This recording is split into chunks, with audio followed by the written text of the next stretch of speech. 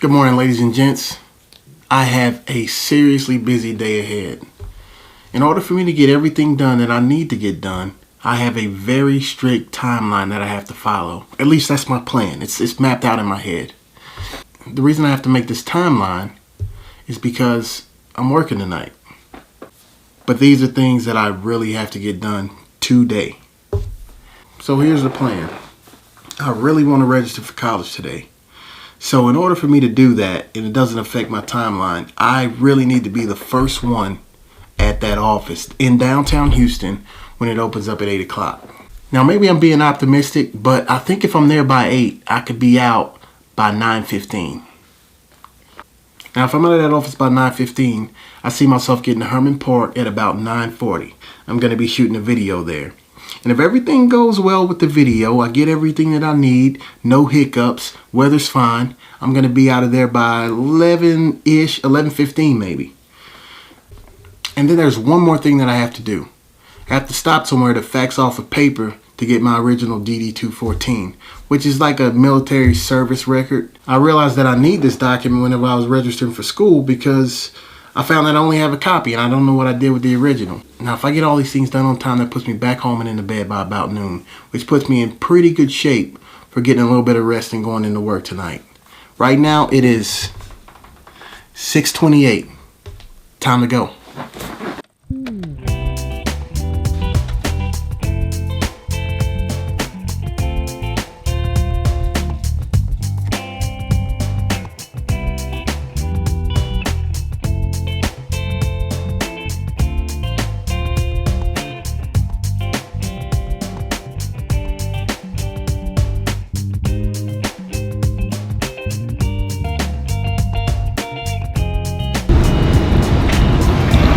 So it's 8:10 and I'm in downtown and I'm about a 2-minute walk away from my destination.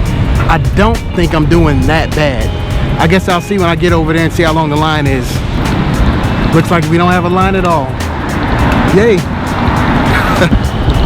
The time is now 9:12. Booyah. Time to make that move over to Herman Park.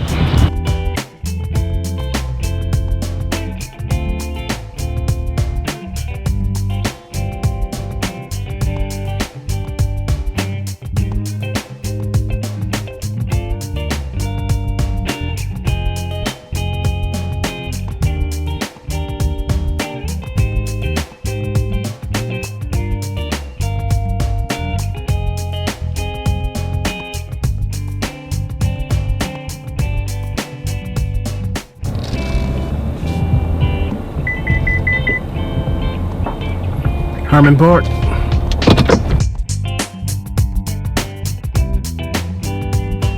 There's a few reasons why I like coming to this place, but it's just such a relaxing environment. The ambiance is just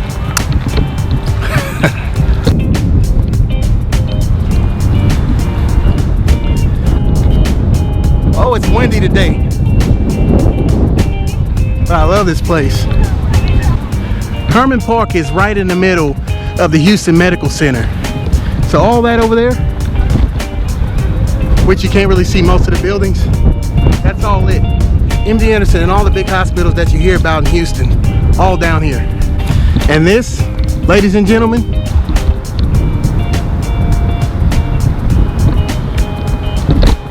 is the Miller Outdoor Theater. There's always concerts, plays, and different types of gatherings happening out here. Hey, check this out. Are these not the biggest ceiling fans you ever seen in your life? Just being honest, right now I'm thinking about what it's gonna be like whenever I get home. And no 2.5, 3 hours of sleep might do me a little bit of good. Man, it's gonna be a rough night. But the finished product of what I'm giving you right here is gonna be well worth it.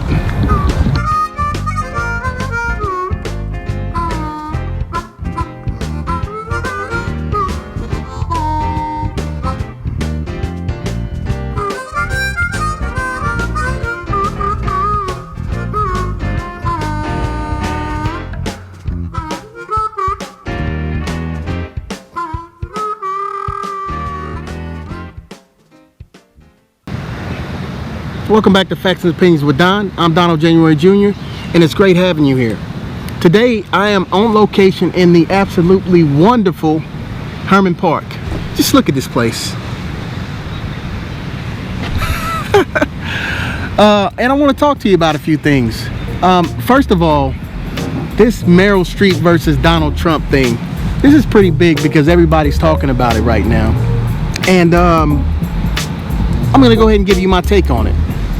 Now, first of all, I think Meryl Streep did a good thing because she spoke out on what she felt was an issue that needed to be addressed.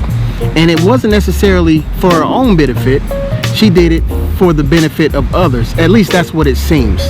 Now, she did what she felt was right by addressing what she calls a bully, Donald Trump. She even went on to explain why she felt the way that she did, which is cool.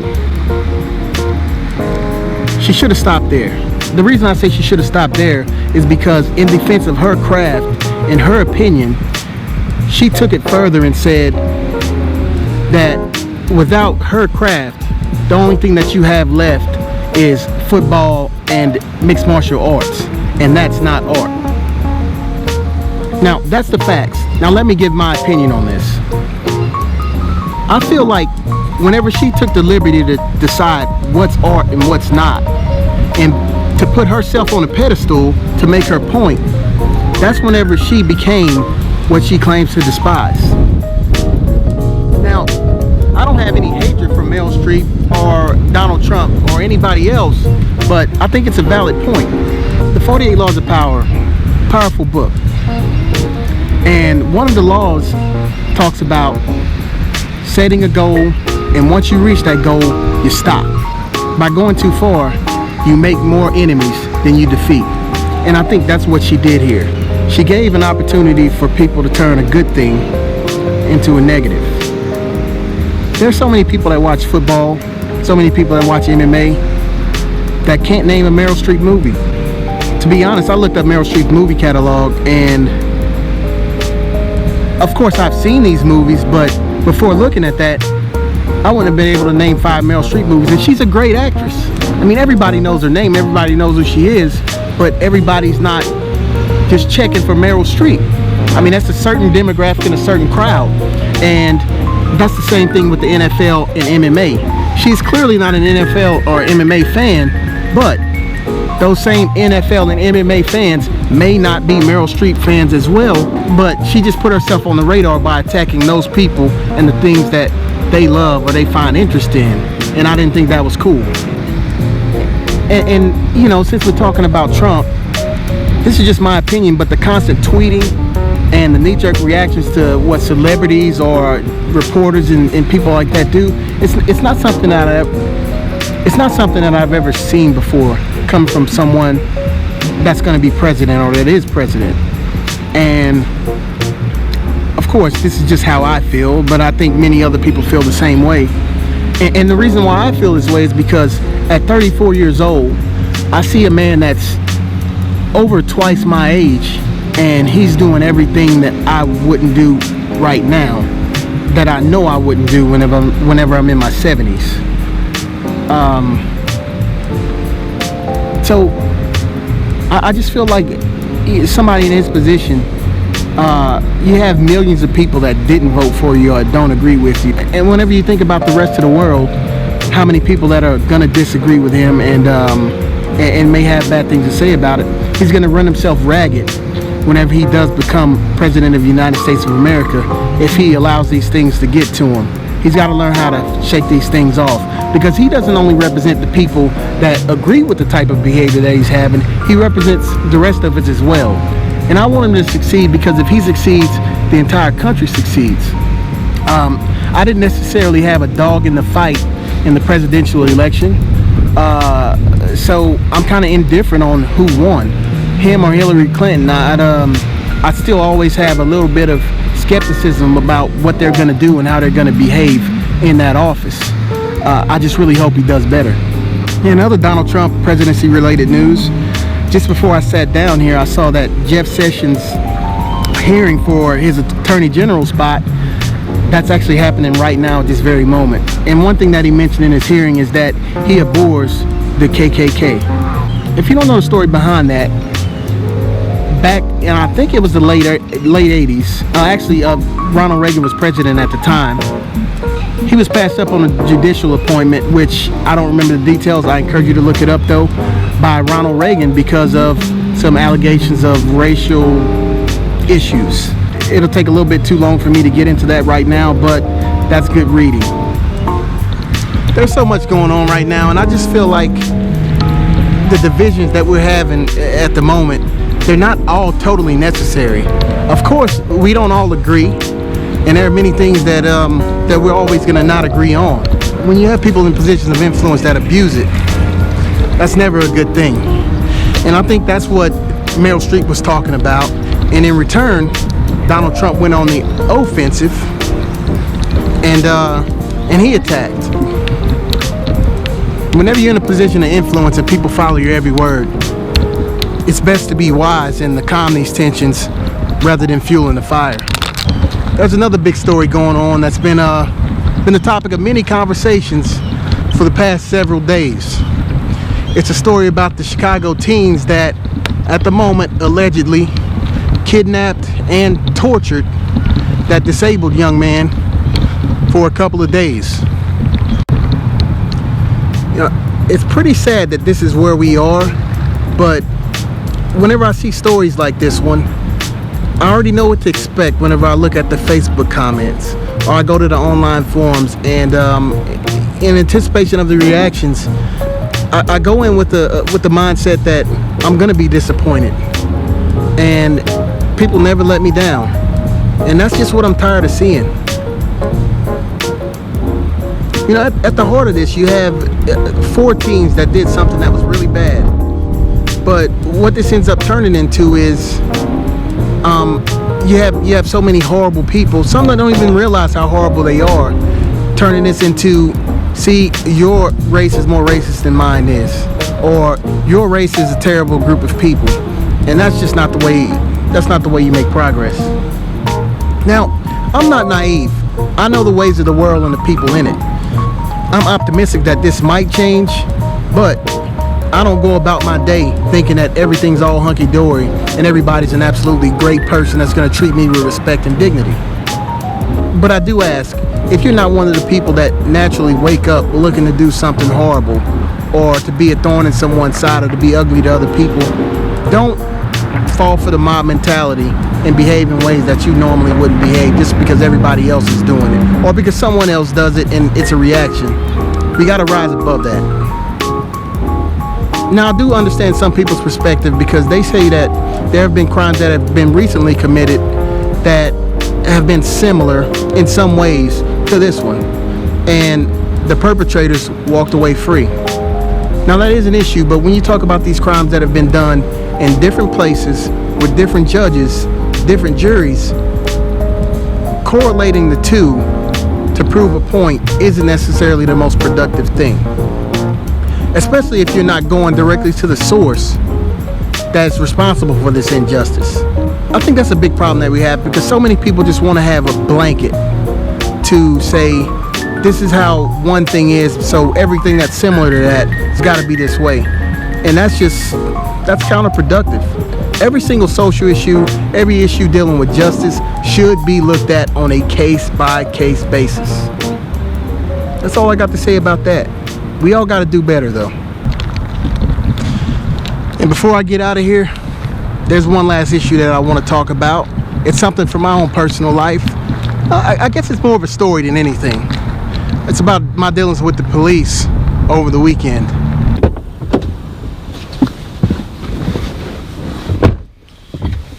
So the officer pulls me over on my way to work the other night.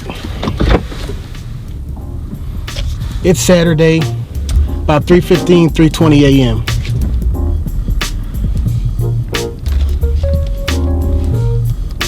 Now the reason I'm up at 3:15, 3:20 a.m. is because my shift starts at 4:30. I live about 45 minutes away, and it's always in your best interest to give yourself a little bit of extra time and to build a rapport with your coworkers that you're not the guy that always shows up at the last minute.